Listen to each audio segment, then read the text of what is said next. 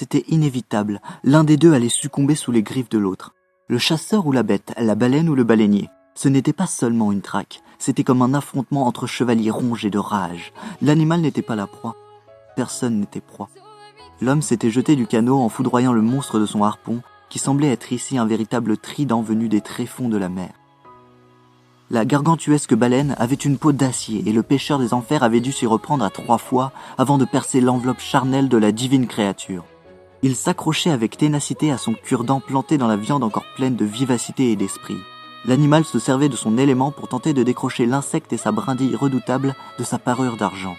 L'homme avait planté sa lance dans le flanc droit du titan, juste derrière sa nageoire.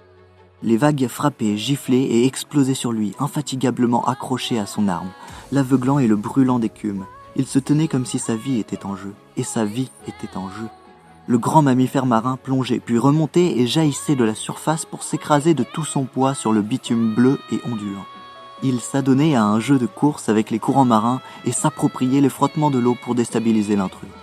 Comme elle n'arrivait pas à s'en défaire malgré les secousses provoquées, la baleine plongea, mais plus profondément cette fois-ci. Elle ne remonterait que lorsqu'elle aurait achevé l'humain.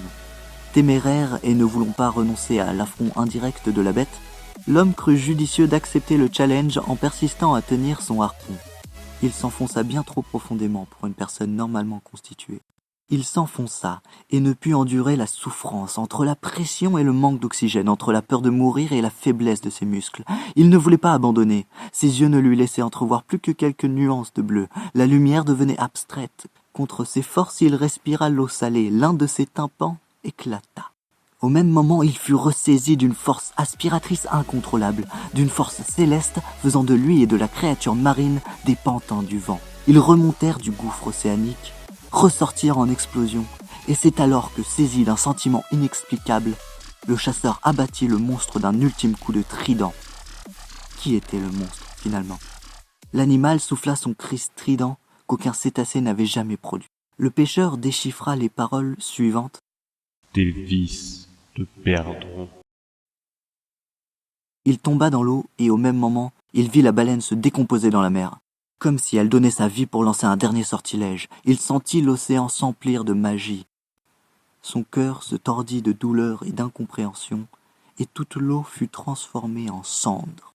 Se retrouvant au milieu de cette poussière, il essaya de comprendre ce qu'il s'était passé. L'atmosphère était restée sous tension. Il se demanda comment il pouvait regagner le rivage, mais il savait pertinemment qu'il se trouvait bien trop loin des côtes pour y parvenir à la marche à travers l'étendue sableuse.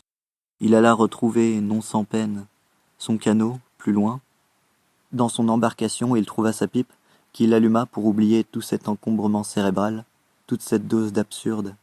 Oublier sa journée dans une petite bouffée toxique pénétrant ses poumons.